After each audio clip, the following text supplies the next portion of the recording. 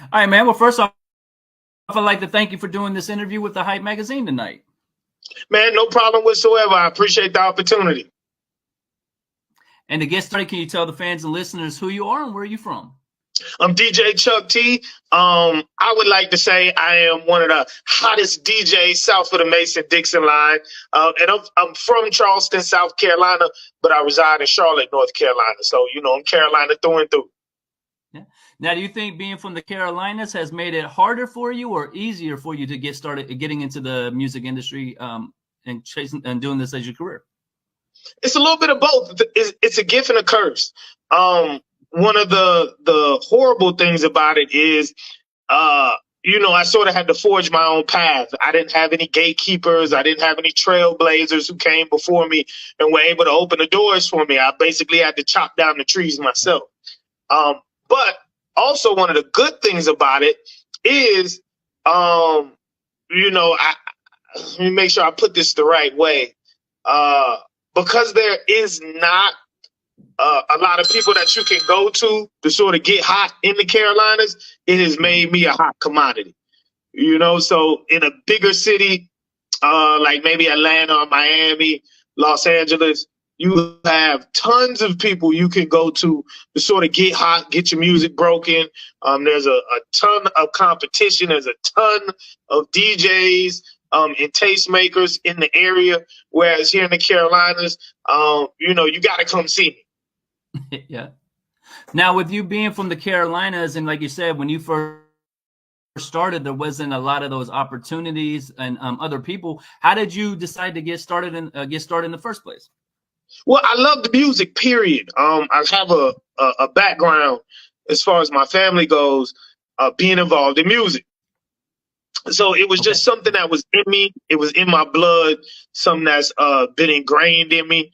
But whenever you start talking about maneuvering in the industry, actually getting into the business, not just doing it as a hobby, not just doing it for fun, it was kind of tough. It was kind of hard. But I got my real start in the actual music business by working in a record store. So in Charleston, South Carolina, we had a record store called Cat's Music. And Cat's Music was a division of Music City Record Distributors, which had probably about 15 to 20 independent music stores spread throughout the Carolinas. And really the Southeast, the Carolinas, Tennessee, and North Carolina. In Georgia. So being on that side of the game gave me a lot of insight into sales and marketing. It gave me a lot of insight into reading analytics, reading media-based and BDS reports and SoundScan reports. Really, on the money side of things, what's selling, what's not selling, what's spinning on the radio, what's not spinning on the radio, who's doing a promo tour, what cities are they hitting, what cities are important to the campaign. So it just put me in a totally different side of the industry coming into the game than most people. Even though I still came in on the creative side, most people do come in on the creative side. Very, very quickly, I was sort of moved into the sales and marketing and reading analytics side, the business side of it. Yeah. Now, for people who are not in the industry, they may not understand what you mean by the creative side and the business side of this the music industry. You mentioned the analytics and stuff, but when you were working at the record store, what was some of the things that you had a chance to do, like artists you maybe met along their promo runs, or some of the first relationships you got from being in that record store, that helped kind of expand your brand and your what you're doing? Oh man, being on that side of the game was good because people were nicer to you because they sort of needed you to push their music. They needed you to help sell their music. They needed you to help promote their music. So it was a good thing coming in on that side of the game. Was it more genuine? Maybe. I feel like there wasn't a facade to keep up whenever you were dealing with the actual record stores, the record store owners, the people who push the music and so forth. But, man, when you start talking about reading analytics, we used to we used to get the Billboard reports. All right. And we used to see who was selling, who wasn't selling. We would get one sheets. The one sheets would sort of tell us who was coming out, what records they were trying to push. We'd have to keep up with Media Base and BDS to see what was spinning on the radio. That side of the game was great. It was dope. Now, being at Carolina, did you travel a lot outside of your market early on, or did you kind of lay the foundation in Carolinas and then expand your brand outside nationally? Oh, I had to do a little bit of both, but I definitely made sure that I had my name ringing all throughout the Carolinas first. I made sure that before I went to Georgia, before I went to Virginia, before I went to Florida, before I took my ass to New York and took my ass to Los Angeles, I had a buzz back home. I had love back home. I try to explain that to people all the time. They feel like because we're in the internet era, the internet sort of supersedes all of that. But when it really, really comes down to getting a cosign and dealing with the real industry, all right, the check writers, the people who are in this to really make money and are in this to take it as serious as humanly possible, they want to read those analytics, man. They're going to call back home. They're going to see what's your buzz like back home. They're going to see who's rocking with you back home. And it doesn't necessarily have to be one of those things where people back home say you got it on lock, but people have to say they know you. All right. They got to say they know you. It can be bad. It can be good. But as long as they say they know you, it's going to work in your favor. But you can't skip that step. You can't skip that hometown. The internet has people fooled. And I feel like that's why we have so many artists and so many unsuccessful artists. No, I can definitely agree with you on there. I work with Stop Beef from Radio. We work with artists for a very long time, and we always tell them don't rush to leave your own market trying to expand to these other markets because we're calling back home. Like if you come to Indianapolis, where I'm from, and you tell me you from North Carolina, I'm calling DJ Chuck T and say, hey, is he working out here? Does he got a song that is bubbling? What's the reaction in the clubs and stuff like that? So you spend all your efforts trying to get known outside the market, but when we call home, if we don't know you, they don't know you. Like he said, it's not going to do that much for you.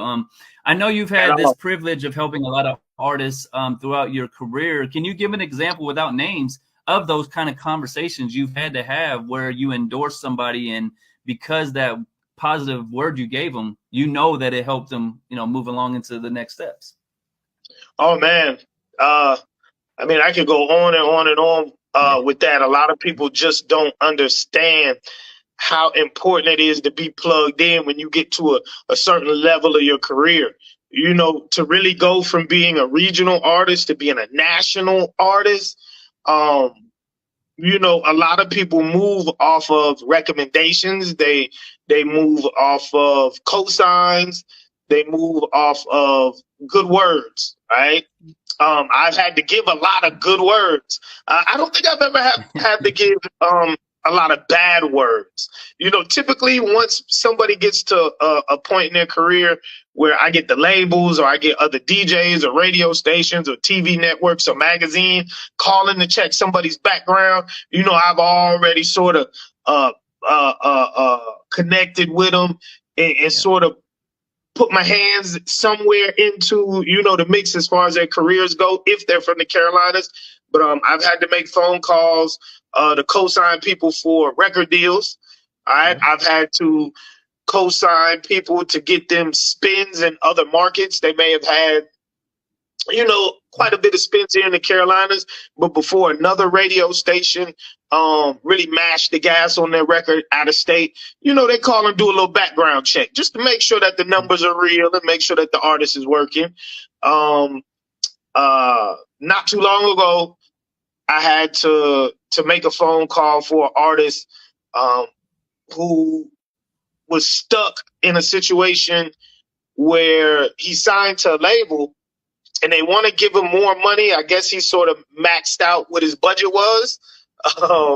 But he had to give them a plan. Okay, before we give you more money, what's your plan? All right, we gave you, and I think it was way more than what his advance was. This may have been this artist's second or third time coming to ask for money without having completed an album.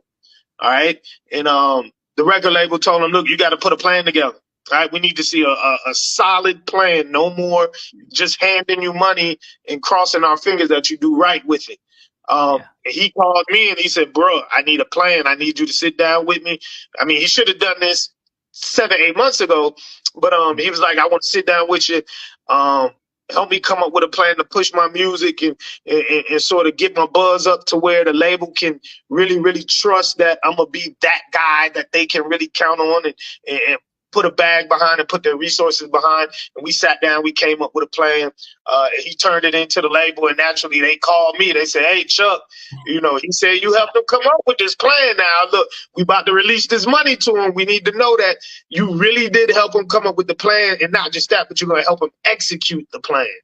I had to let them know I was behind them. That was the only way they would give him the money. Yeah, I'm so glad you said that, because I think so many people think you get signed by a major label, you get this advance, and everything in your life is just amazing now.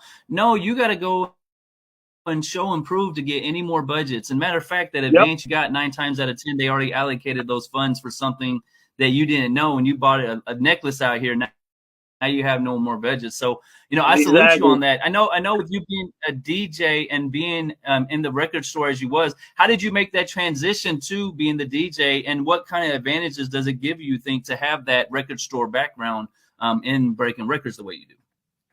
Man, so I actually started off in the music business or in this industry as a rapper. Okay. I started off as a rapper.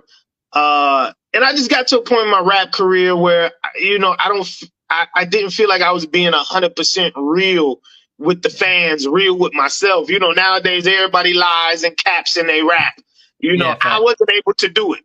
I just wasn't able to do it. I wasn't able to know that I was going out selling 1 or 2 pounds of Reggie, but then I was in my rap saying that I had sold 20 pounds of cocaine. Right. I couldn't do it. So I actually bounced around. I did a little bit of artist management. I did a little bit of promotion. I ran a studio, did a little bit of engineering. Even signed the artist, put my own money up, and that was, a disaster. But I worked at a radio station. I literally bounced around, just trying to get in where I fit in and find what I loved. And hip hop was the culture is just so broad. You don't have to just be stuck doing one thing or doing 2 things. You could do 3, 4, and 5 things in hip hop because the culture all meshes together. The music, along with the fashion, the art, the production side of things, the video side of things. But because I was in the record store so much, whenever I was an artist, whenever I was a rapper, put my CDs in the stores on consignment, they would ask me about new releases that they didn't know about. So most of the people who worked in the record store were white kids, and most of them did not listen to hip hop. They listened to, rock music, punk music, all that other good stuff.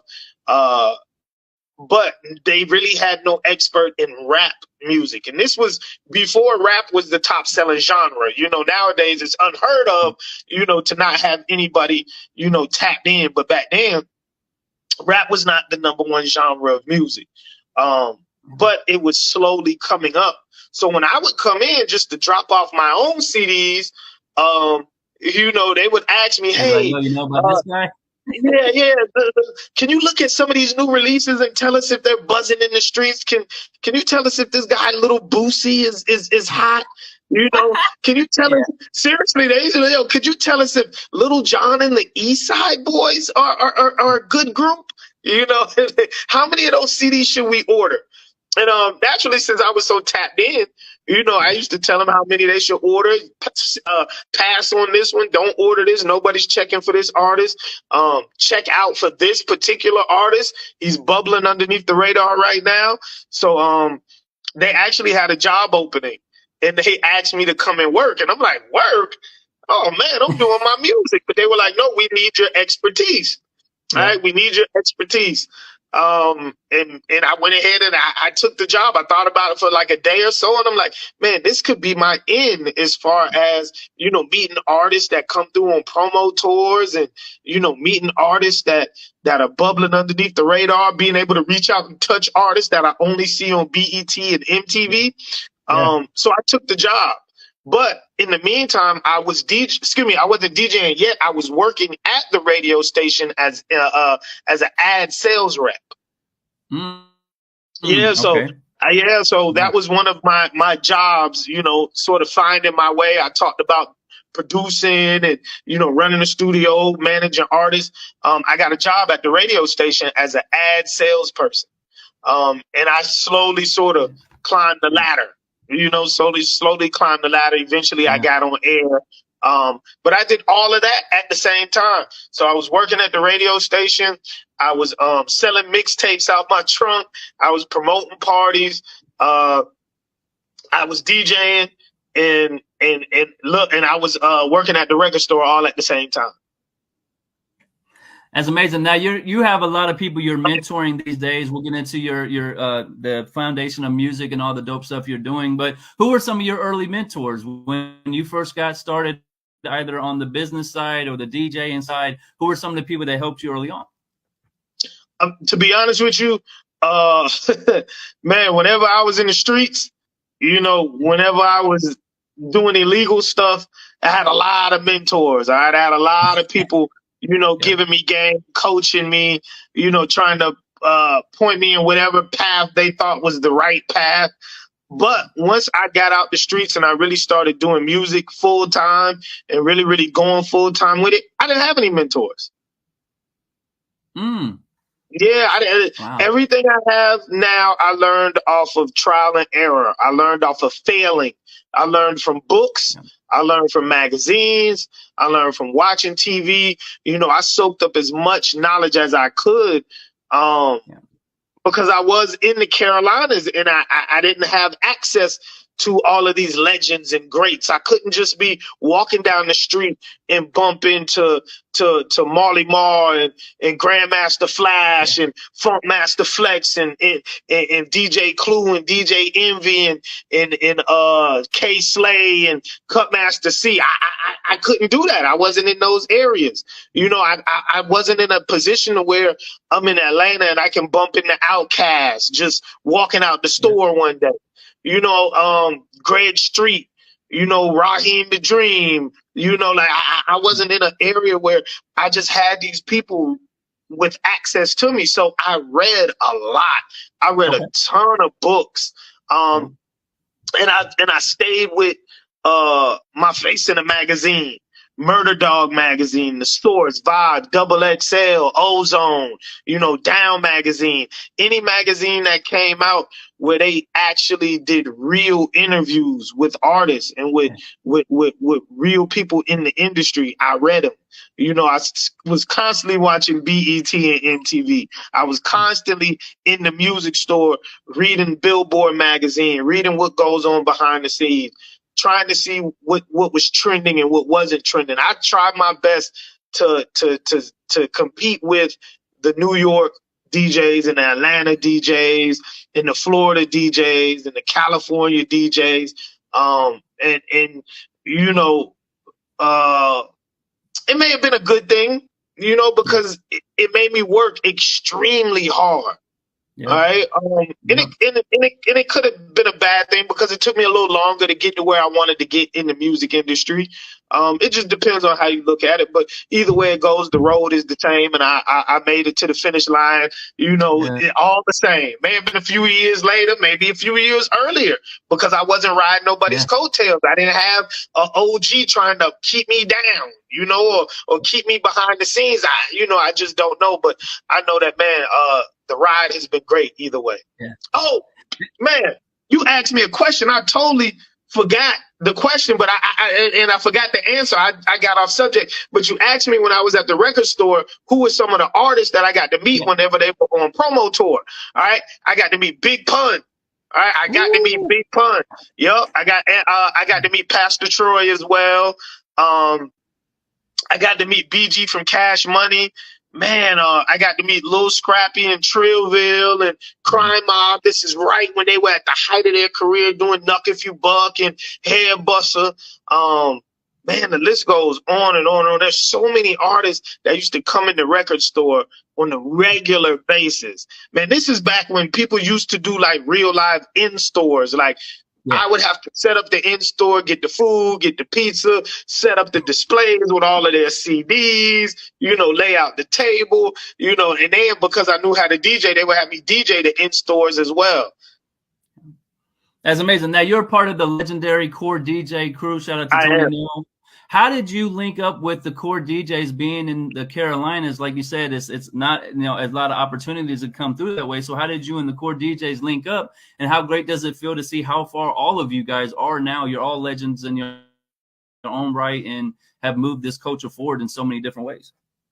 Man, so I met Tony Neal just through moving and shaking in the music industry, going to music conferences, going to TJ's DJs down in Tallahassee, Florida, going to the Ozone Awards, going to the Southern Entertainment Awards, going to the Source Awards, and the circle gets smaller as you get to the top.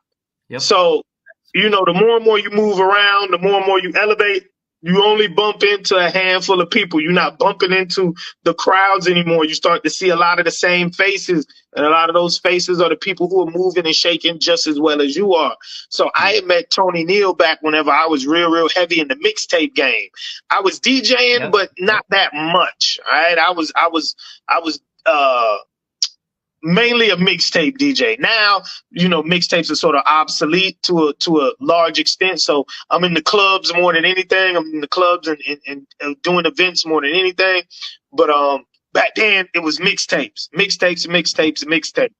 And man, I just feel like the opportunity just never happened for us to sort of link. I feel like he was more on the Core DJs themselves, they were more based on club DJs, radio DJs, and TV personalities and things of that nature. Mixtapes weren't really the focus, and then all of us mixtape DJs, we were rogue anyway. Like, you wasn't getting us in no crew back then anyway. We were all rogue. All right. But after a while, yeah, we were all doing our own thing. Plus it was so fast paced. The mixtape game was super fast paced. There wasn't no, waiting around for a team or a crew. There wasn't no pushing the team priorities and all that other stuff. And back then, the mixtape music was super duper underground. So I couldn't have gotten with a crew like the Core DJs back then, because they were pushing the mainstream stuff. I was going out finding people in the dirt. I'm trying to find them where they still raw. By the time they get to the point where you can play them on the radio and in the clubs, they already out of here. I'm already on to the next. I done already got them up out of here. But we eventually ended up developing a friendship. And over the years, finally he said, "Hey, Chuck, shit, what I got to do to get you in the Core, man? Wow. I feel like now is the time. I feel like you've sort of grown into the OG role. You're not as brash. You're not as braggadocious as you used to be. You done sort of got older and calmed down. You're not going to be a liability. I've seen that you've withstood the test of time as well. On multiple occasions, people thought you wouldn't be around here anymore, and you've survived every last single one. So let's sit down. Let's see how we can make each other better. Let's see how I can make you a part of the Core." But there were Core DJs before me. There's they actually have a section called the Core Liners, all right, which is all of the Carolina DJs that are in the Core. And I think we're probably about 20 to 25 DJs deep. We got a deep crew. Now, you're doing the Foundation of Music. You started with the 2-day conference. I see now it's 3 days. You're, like I said, right now you're in Chattanooga, Tennessee. Yep. What made you start this conference in the first place? And what was your first experience like when you first did it? Oh, man. So the Foundation of Music is a music business class that I created because hip hop, all genres of music fall into this category, but mainly hip hop artists get the short end of the stick. All right, not just the artists, but the producers, the DJs, the managers, the publicists. And there's no reason why we are the number one genre of music in the world, and it's been that way for the last 8 to 10 years. But our artists are still getting these horrible record deals, and not just our artists. If you get into the Taylor Swifts, there's just so many artists, period, that are getting jerked. We're in the technology age. We're in the information age. People always say like, artists are dumb or producers are dumb because all the information you need is out there on the internet. But I mean, you have a lot of bad information. You have a lot of wrong information. You have a lot of outdated information. And there's not really any schools, besides the Ivy League schools, that offer music business, like the in-depth music business. You can go to a nice college, whether it be HBCU or PWI, nice little Division I NCAA school, and they may have a music business program, but nothing intense like Harvard and Yale, where they're flying in, Puff Daddy, they're flying in Charlemagne the God, they're flying in Irv Gotti. They really are giving you the people in the top executives in the game to give you that knowledge. So I wanted to do something to where any and everybody, no matter what race, color, creed, no matter what genre of music you are in or do, can get real music industry knowledge. I've been in this business 22 years. I've seen artists come and go. I've seen the rich, I've seen the broke, I've seen the broke, I've seen the rich, and I've seen them switch back and forth five times, 5 or 6 times. And it all comes down to knowing the business. All right. The difference between a one-hit wonder and an artist with a 30-year career is knowing the business. All right. The art is subjective. The business is the only thing that's solid. And what really got me into building the curriculum for the class was I had an artist who was signed to another artist. We always say, man, if you're an artist, don't sign to another artist, especially if they're active. But he was signed to another artist, and we thought he had made it. Everybody was like, oh, man, he made it. Oh man, he's going to the top. He's going to have a number 1 record. We really thought that this artist was going to go crazy out here because he was going crazy as an independent artist. But when he signed, his buzz died. Everything sort of just slowed all the way down, and then we had an event here in Charlotte called CIAA, big basketball tournament with a lot of parties, a lot of concerts, but he got booked. And when he came into town, he had to sleep on my couch. Right? He couldn't afford, the hotel rooms were high as hell, but he couldn't afford them anyway. And I'm like, man, you just got paid like 30 grand for this show, bro. Like, why you asking to sleep on the couch? And he like, man, I got to save every penny I can, bro. I got to save every penny I can. I'm broke. He said, shit, yeah, I got paid 30 grand for this show, but I'm like 150 grand in debt. We're not talking about what I owe the label. We just talking about bills and living expenses, people I owe money to for taking out loans. And when I talked to him about, when I talked to him about a deal, he didn't know anything. He didn't. I was just asking him, like, how did you end up broke? How do you sign and you get $250,000 as an advance? Like, how are you broke? And he had no answers. And that right there made me say, I got to learn the business. Yeah, I salute you on that because, like you said, there's a lot of information out there. We can all go read "So You Want to Be in the Music Industry" by Donald Pascom. We can go to YouTube, but you can get DJ Chuck T, who is a record breaker, a tastemaker, a worldwide DJ, to not tell you what he thinks needs to happen, but I'm going to tell you how the plays has worked all these years. Exactly. What made you guys do free? Like, I seen it was a 3-day conference and it's free, and you're giving away computers at the end. What made you guys add that to it? So, my class started off as a 1-day class, 3-hour class. one day 4-hour class, and it has grown to a 3-day 6-hour per day class. Because the music industry grows, and the more I teach artists and the more they have questions, the more I add to the curriculum.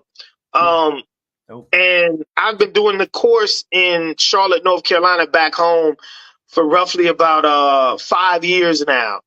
And I have the privilege of meeting people who take the class who fly in from other places. Yep. And I had a good friend of mine who I met whenever I was at the record store 20 years ago. He ended up getting some information on the class from some people from Chattanooga who came to take the class. And he said, "Oh man, that's my man Chuck T. Okay, all right. I didn't know y'all were going to North Carolina to take the class. Like, I know bro personally, known him for years." And he called me and he said, "Hey man, I had some artists from here in Chattanooga tell me they took your class. They loved the class. I'm working with a nonprofit organization here in Tennessee who does Chattanooga Hip Hop Week and the Chattanooga Hip Hop Summit. And I'm gonna plug you with them. I feel like they could use a lot of your expertise. They could use a lot of your industry experience. And there's probably something that y'all can put together with the class because they got this huge grant to provide support for artists in Chattanooga." So he passed me the plug. Look, and I took it and I plugged it in the socket. And here we are, probably about 2 years later. They brought me down to Chattanooga every year for the Chattanooga Hip Hop Summit. And then the Chattanooga Hip Hop Summit grew into the Chattanooga Hip Hop Week. And one of the reasons they were able to grow it into a week-long situation versus just a weekend situation was doing part of my class. My class is a 3-day course, so that covers 3 days worth of events where you can really, really get artists that knowledge, because naturally, when a lot of music conferences and things like that, it's all about the parties and the showcases. They may do a few panel discussions, but nothing where they actually are giving you enrichment, like somebody sitting down teaching you the game. The nonprofit that brought me down for Chattanooga Hip Hop Week, they have a division that specializes in tech. All right, it's called Tech Goes Home Tennessee. And Tech Goes Home is a nonprofit organization that's focused on bringing technological advancement to impoverished areas and low-income areas. And they partnered up together, and we're able to do my class, the Foundation of Music class, free of charge to Tennessee residents, and they get a free laptop courtesy of Tech Goes Home. Yeah, that's amazing. I see you got to complete the full class, so you can't just show up day one and get the laptop. Yep. You got to do the whole you gotta class. come for all 3 days.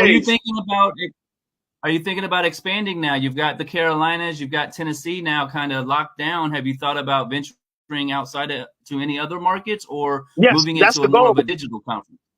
No, that's the goal. The goal is to get me a Sprinter van and do this for the longest. You know what I'm saying? This is my retirement plan. I can't be 70 years old. Seriously, I can't be 70 years old carrying them huge ass speakers into venues and doing weddings and doing cookouts and bar mitzvahs and car shows and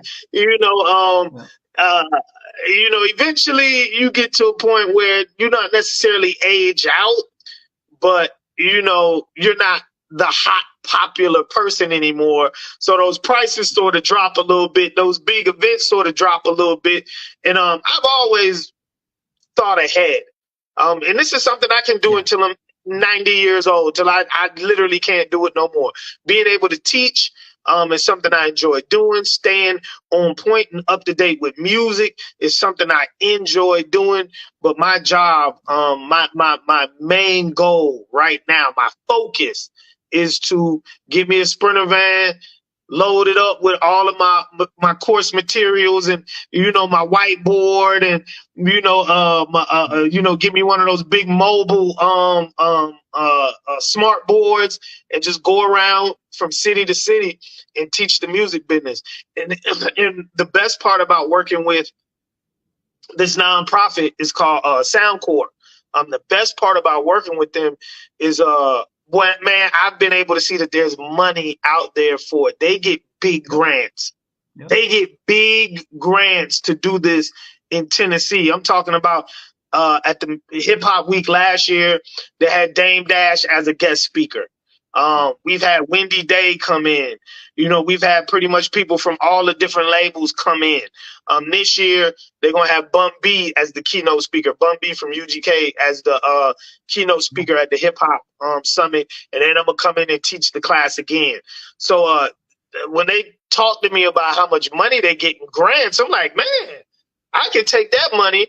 I can buy my Sprinter van. I can buy everything I need to do, you know, and I could literally, for the amount, some of the amounts of money that they tell me they get to hold these events and these seminars and these conferences, you know, I could literally do it all over the country free of charge. I'm talking about free of charge. Yep. You start a nonprofit organization. You've got these relationships, even with core DJs, say, hey, I've got a national campaign. We're going to roll out city to city, teaching the business of music and entertainment. Mm-hmm. Go ahead and give me the Sprinter. You know, it's kind of easy because there's so much money being spent right now in entertainment because they're trying to give people in communities and cities music again. They took it away from them. So now they're trying to figure out ways to get it back in there. Mm-hmm. You're correct. Now, I know you also do one-on-one consultation. So if they're not going to the 3-day conference with you where it's free and they want to do a one-on-one consultation with you, what's the process to get that started? And what's, you know, some of the things they can expect if they have that conversation with you? Man, they can also, it's easy. Hit the link in my bio. I make it very, very easy to do business with me and give me money. It is very, when people say, when I'm out and about and they say, man, you a hard person to get in contact with, I always tell them, man, you a damn liar, bro. All you got to do is hit the link in my bio and it gives you my phone number. You can call me directly. No, definitely with my one-on-one consultations, I charge anywhere from $150 to $250 an hour, and we can talk about anything from getting your business together, how to register your music, how to get your LLC, EIN number, DUNS number. We talk about business credit. We can talk about marketing and promotion, how to optimize your ads and so forth for Facebook, Instagram, and TikTok. We could talk about the quality of your record. Most people typically book me to have me listen to their music. You know, they'll book me for an hour and we'll listen to their music the whole hour. Help me pick a single. You know what I'm saying? Help me pick songs for my album. I got, 50 songs on the album. Let's narrow it down to at least 15, Chuck. Let's sit down and help me arrange the album the way it feels right and it sounds good. So, all of that, anything that I have in my bag, anything that I have as my expertise is available to you. One thing I saw really dope about what you're doing with your digital presence, I went to your website. You're still selling the mixtapes on your website. Like I tell so many DJs to do that because it's a platform out there for you. How do people respond when they see that you still have these classics available to them? And are you thinking about getting back into the mixtape game? I know you said it's dead, but there's starting to be a resurgence right now. Have you given any thought to getting back into it? Yeah, so my website is still up. Everything that is on my website, is for sale. I still have copies of it. I still burn CDs. I still have all my CD burners, my CD printers. I don't sell very many CDs off of my website, but it gives me a rush whenever people order a CD and they're like, man, I had this CD 12 years ago. I lost it. I just so happened to be on Google and I typed it in and I saw that, your site is up and it's active. I'm just emailing you to see if I buy it. Will I really get it? And I reply, I'm like, yeah, go ahead and buy it. I'm gonna send it to you. So man, just that excitement. People like, man, Chuck, I've been listening. I've been dying to listen to this song for like 15, 20 years, man. I haven't listened to it since my CD player, went out in my car. My CDs my car got broken into and my CDs got stolen. So, it's rewarding. It's very rewarding. Yeah. But as far as the mixtapes go, as far as CDs go, I still do a lot of CD and DVD duplication. Okay. Yeah, I still do a lot of it. And I feel like artists don't understand the importance of it as far as money goes. Nowadays, CDs and DVDs are merchandise. They're not necessarily a medium for people to listen to your music. They can do that on their phones, right? Yep. But for people who really, really love you, you're real fans, and Taylor Swift proved this, you can still sell just as many CDs, DVDs, and vinyl as you can streams. All right, as you can stream. People think streaming is the be all and end all. All I hear is people crying about there's no money in streaming. Well, get your ass out here and sell some CDs.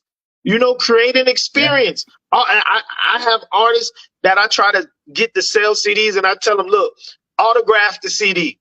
Let's make them limited edition. All right, don't go cheap. Let's do the full thing, the front cover, back cover, all that good stuff. Let's print on top of the CD in full color. Let's give them a real live collector's edition. Now, whereas you could only sell that CD for $5 whenever CDs were used to actually listen to music, this CD is now a limited collector's edition. Let's sell it for $20. Yep. And people are going to buy it, especially it's an experience. They have that connection to you. Mm-hmm. Yep. But nah, man, look, I'm still going. I feel like if we get back to the mixtape game, I still got it. You know what I'm saying? I still got it. I still got my mouthpiece. I still get on there and cut and scratch and bring records back. Like, man, let's do it. Any artist who's watching this, you want to put out a quality mixtape, bring that nostalgia back, man, let's do it. Holla at me. Now, you're still very active with independent artists. Like you said, you like finding the up and coming people. You do the reverb on all your social medias. What's that experience been like trying out or giving these artists these platforms to have their music heard? And what's an artist that you found from these sessions that you really liked and actually, got to work with it or, helped them because of how dope the song was when you heard it? So, man, first thing comes to mind is an artist by the name of Lowski. And he's the first person on my mind because I literally just checked my inbox before I came on the show. And he had made a IG story where he said, man, Chuck T is one of the best mentors ever. That's coming from me. Dude is solid. So Lowski had a song that he submitted to the Reverb Music Review whenever we really, really first started getting up and running. All right. The name of the song is called Lord Have Mercy. So he got a perfect rating on the song. All right. Wow. I loved it. Everybody in the comments loved it. All the viewers loved it. I'm telling him, push the song, push the song, push the song. Don't slow down. Push the song. Go crazy with the song. Put your all into the song. He was like, man, that's what I need to hear. Like, the DJs in my area are cool, but having somebody who has that knowledge and that real experience, who's worked with multi-platinum artists, tell me this is the song, that's what I'm about to do. I'm about to push it. 6 months later, he signed to Maybach Music. Yep, 6 months later, he signed to Maybach Music. So congratulations to Lowski. Also, man, there's an artist. He is so hot. He goes by the name of Kid Travis. He had somebody who was a family member of his submit some music to the Reverb. And I've watched him grow. He is amazing. All right. He is amazing. He's more like R&B pop, but, a little bit of rock. But his name is Kid Travis. He's real dope. There's another guy. He's bubbling underneath the radar. He goes by the name of Babble. All right. Bable. He submits music to the Reverb Music Review, and he's more of a rock alternative type of vibe as well. He's amazing, has an amazing voice, writes, produces his own music. The list goes on and on. The list goes on and on. That's what's so good about doing those type of opportunities for your fans or your artists. Sometimes you find some diamonds in the rough, and then those seem to be the hardest working artists sometimes, that they just need somebody like you to hear them. I know a lot of artists can get information from this. When we push a song, from your perspective, how long should I push a hot song? Like you said, hey, you got a hot song, push it, keep pushing it. I think artists get confused sometimes on how they should handle that request from a DJ. So in your opinion, how long should they be pushing the song, and should they keep pushing out new songs or just focus on that one? So I tell people, always have a single one or two songs that you're pushing, but then still release music on a regular basis. All right. You need one or two songs that describe you. All right. You know, when you're in regular business, they tell you to have your elevator pitch. All right. Yeah. The elevator pitch is tell us who you are and what it is you do and why we should deal with you or do business with you within 15, 20 seconds. All right.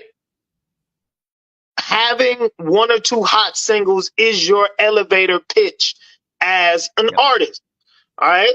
You constantly need to be working, constantly need to be releasing content, constantly need to be building up your catalog. Because when a major label comes to you and they see that you already have a catalog, not only are they going to sign you for what you can do, but they're going to try to capture your back catalog as well, which is millions of dollars worth of music.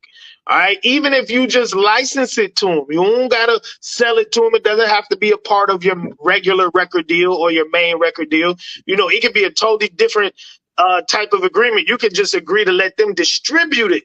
All right. And they're going to give you a big bag for it because they know that the amount of money that they're about to put into you is going to make everybody go backwards and listen to your back catalog.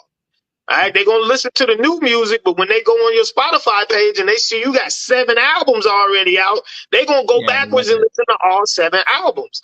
All right, so the majors know that. So the bigger the bag you can get, the more you release the music. But I tell people, push a song as long as you're getting a good reaction to it. All right. Could be 6 months, could be a year, could be 2 years. I know people who've literally had to push a single for 3 years before it popped. You know, and I'm talking about push, not just peppering it out there, posting it occasionally. You know, not just putting a little $50, $75 worth of ads on it here and there. I'm talking about a real push. Like they really had to focus on a record. I know people who pushed a song for 3 years before it blew.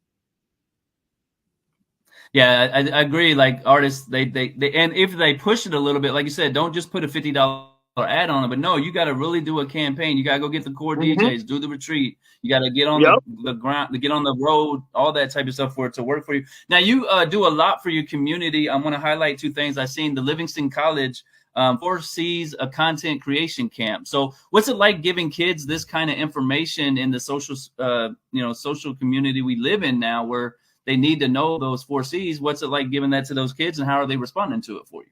Man, I love kids, man. I love kids. I only have 2 myself, but I love kids. And in this business, man, you know, we deal with so many shysters, so many scammers. You know, we deal with so many people who want to be tough, want to be hard, want to be too cool. It's just one big pissing contest. You know what I'm saying? Who has the biggest dick? You know, no Diddy. But that's typically what it's like in the hip hop industry. So when I can be out of that element and really be around purity, really be around people who just love to have you there. They're not looking for anything from you. They're not about to ask you for no money. They're not about to ask you to break their record. They're not about to ask you to plug them in with the baby. You know, they're not about to ask you for anything. They just genuinely want to learn the art form. Man, I jump at the opportunity, and right now, you know, it's the little kids. So I'm constantly trying to mentor and go into schools wherever I can reach kids between the ages of maybe 10 and 15. You know what I'm saying? Really 8 and 15. You know, that's when they really sort of, you know, have those creative juices flowing. So I'm constantly in the schools. I'm constantly at camps, definitely summer camps. And I always bring my equipment with me. I always let the kids play on the turntables, on the controller. I give them a crash course in DJing. But that 4 C's content creation camp was started by Miss Good News, who is over WLJZ, which is the Livingstone College radio station. And she started the camp because so many people want to know, like, what goes on behind the scenes at radio stations. What is it that DJs do? How can I be an influencer? How can I be a host? So she created that content creation camp because we have so many young people who want to learn how to create content. They want to be influencers. They want to be in the music industry. And she naturally calls me in to help out every time because A, she know I love kids and I'm gonna show up. And then B, she knows that I'm a teacher. At this point, I really am an educator. So I love being able to educate. I love being able to be in the room with those kids and show them how to DJ, teach them the ins and outs of DJing and content creation. Now, seeing you also are part of Hump Week coming up. You posted it. They had 25 free kids, and then as soon as you made the post, somebody came in and said, I'm going to match that. So, 50 kids are going to go to camp for this opportunity because of what you and your team are doing. So can you give us a little bit more about what Hump Week is and how does it feel to be able to put these 50 kids in camp and, get this experience? So Who Got Game CLT, or Who Got Game Charlotte, is a basketball camp or a basketball program that specializes in teaching kids the fundamentals of basketball. And then they also have a basketball league similar to AAU. And it's started by Malcolm and Jalen Sanders. Malcolm Sanders is one of the people here in Charlotte, North Carolina, who taught Steph Curry how to play basketball. Oh, wow. Yeah, he taught Steph Curry how to play basketball. He's in with all of the basketball players, all the major players who come through the Carolinas. He's cool, Michael Jordan and all that. And his son Jalen started Who Got Game. And they do a lot of free stuff. They have a lot of basketball players who come in and they sponsor the camp because the camp is really, really good. Like, it's not just, and I hate to say it like this, is not just a way for somebody to take advantage of single mothers. You know what I'm saying? A lot of these camps, that's all it is. It's just some horny ass men trying to take advantage of single mothers and get close to the kids and use the kids to fuck all the single moms. That is not what he does. They really care about these kids. They really get in here and they teach these kids the fundamentals. Anybody who donates money, they take the money and use it for the kids, man. So I always support Who Got Game Charlotte. They're an amazing organization. Shout out to Malcolm. Shout out to Jalen. And all I did was repost the flyer. You know what I'm saying? All I did was repost the flyer. DJ Humphreys wanted to sponsor some kids to go to camp. And, like you said, you seen people in the comments saying, I'm going to match it. All right. They saying they going to match it. So God is good. Shout out to Who Got Game Charlotte and shout out to everybody, who donates to Who Got Game Charlotte. They do a lot of great things in the community based off of donations from basketball players and sports stars. Yeah. And then, you're with the Hornets, you work with the Hornets. How did that opportunity present itself? And when you called home to your family and said, hey, they want me to, do this, what was the response like, to be when they got that great news? Man, so Music Industry Night is the first of its kind in the NBA. All right. The Charlotte Hornets have the first ever Music Industry Night. And man, it felt good that they tapped me to actually lead the night. I started off as just one of the organizers, one of the people who sort of helped the Hornets to get it together. And now it's mine. You know what I'm saying? They've given me total control over the night, total control over how the night runs, total control over who performs and who doesn't perform.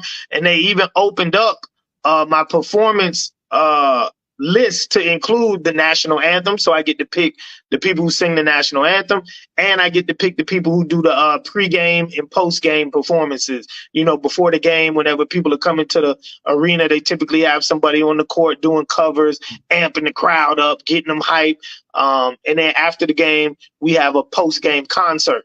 So, Music Industry Night was just one of those things that came at an opportune time because I kept thinking to myself, how can I elevate, without actually doing what other people are doing? Like, how can I get out of just doing the local clubs and doing showcases for these independent artists? I teach the classes. I do a lot, but I don't feel like I'm elevating. And the Hornets saw that the music scene in the Carolinas was growing. We just had the Baby blow up. We had Tootsie blow up. So they were saying to themselves, if we have these independent artists, if we now have our own stars here, you know, the best way to merge basketball in the urban culture is through the music. Also, at the time, Miles Bridges, who's a player for the Hornets, he started rapping, and Terry Rozier, who played for the Hornets, he now plays for the Miami Heat. He was rapping as well. So all of that sort of came right in time. And, you know, the people in the marketing department and in the group sales department got together. They said, we want to tap into the music side of things, because the music side of things seem to be, I mean, we know basketball and hip hop, they go hand in hand anyway. Shaq, Allen Iverson, even Kobe Bryant tried to rap, Damian Lillard, the list goes on. And, you know, even when you start moving outside of the music into just the dress, the style, you know, all of that is hip hop influence. So they sat down, they brainstormed, they tried to find a way to sort of, you know, merge the two. They came up with Hornets Music Industry Night.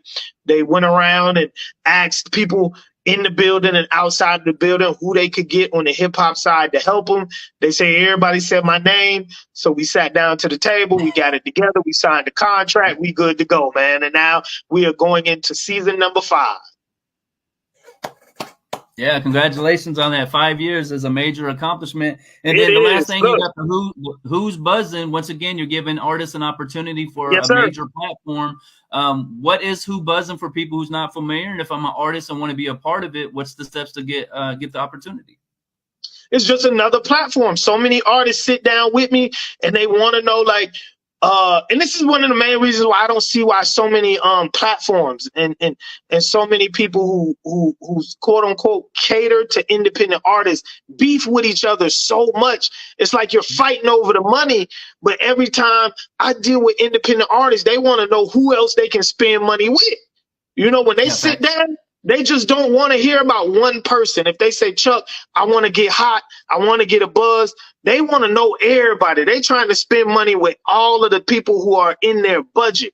You know, they're not just trying to go with one person. And that's the issue nowadays. People try to hog that money. They try to take that one artist and keep them all to themselves, rather than saying, like, hey, let me turn this artist on to 20, 30 different people who can help them, you know, and let's set up a pipeline for these artists, you know, and when these artists get big and when they blow, they naturally going to shout us out. They're going to shout out the pipeline. People are going to see the results and they're going to keep the money coming.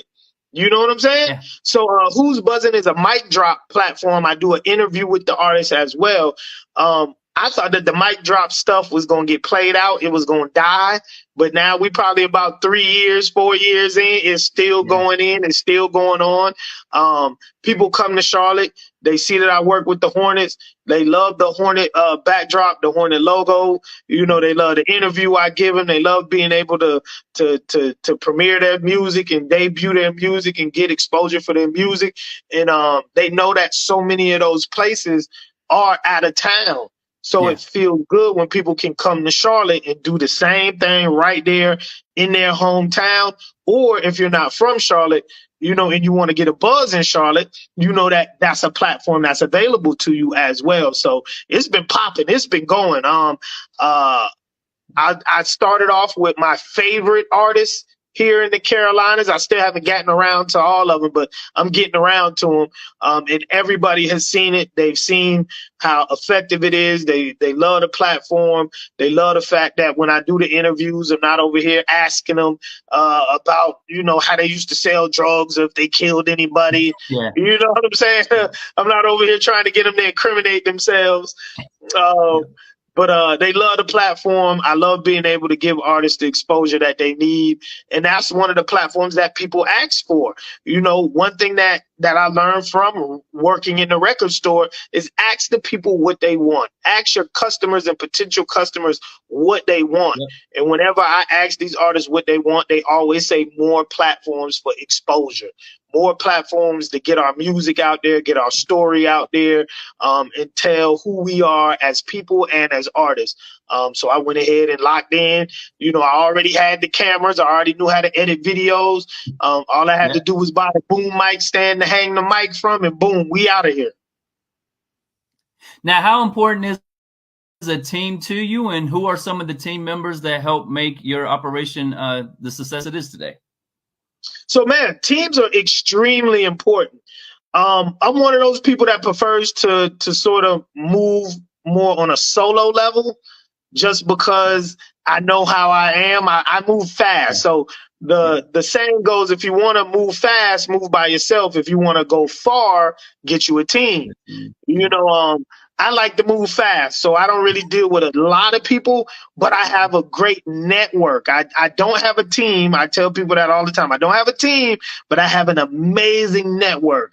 One thing I live by is your net worth is determined by your network. The people you hang around, the people you associate with, the people you choose to do business with. And that's one of the things that I do anytime I go someplace, anytime I go somewhere. Man, I'm always looking for who's who. And I want to meet them. I want to talk to them. I want to connect with them. I want to see how we can help each other. So I have an amazing network. I'm talking about all 50 states and maybe 12 countries. Wherever I go, there's somebody I can call, you know? Yeah, I can speak to that. Shout out to my family, Jay Classic. You did a show with us called Boss Talk Nation in the past. Yeah, Jay Classic, my homie. Those relationships. Yeah, Jay Classic is the homie. We've known each other for years. Do you, outside of music, if you got downtime and you got time to yourself, what do you do to enjoy yourself? Man, I'm adventurous, man. So I'm whitewater rafting. I'm zip lining. You know what I'm saying? I'm skiing in the winter. You know, I'm on dirt bikes. I'm on ATVs. That's what I do, quote unquote, for fun. Because most people go to the club for fun, but that's a job for me. I don't even like. Look, I don't even like doing it when I'm getting paid sometimes.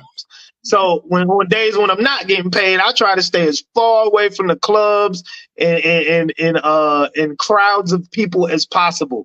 So I'm an adventurous type of person, man. I've had to do that to sort of offset the partying. You know what I'm saying? So fun for me is being outdoors. I think we found your first sponsorship for the free conferences, Mountain Dew or Prime Energy drinks. They love that that alternative sports environment. So if you're going to travel the world, get free game, and maybe be on a bike or doing some White River rafting or something like that, they probably would. Look, to be honest with you, Prime would probably do something with me now that you think about it, because they throwing around a lot of money. Yeah, a lot of. Now I really appreciate your time tonight. I know we went over a lot, man. I'm just a big fan of yours for all these years, and I wanted to highlight all the dope stuff you're doing for your community. Anything else we want to make sure we mention that we may not have got to tonight? Man, you got to everything. The only thing I could say is follow me on all platforms at DJ Chuck T, Facebook, Instagram, and TikTok. They shut my Twitter down. It's still there. You can't DM me, but Facebook, Instagram, TikTok, all you got to do is hit the link in my bio to take you straight to me. Also, DJChuckT.com is your one-stop shop to all things DJ Chuck T. Definitely, man. Well, I appreciate your time tonight. I hope you have a great night.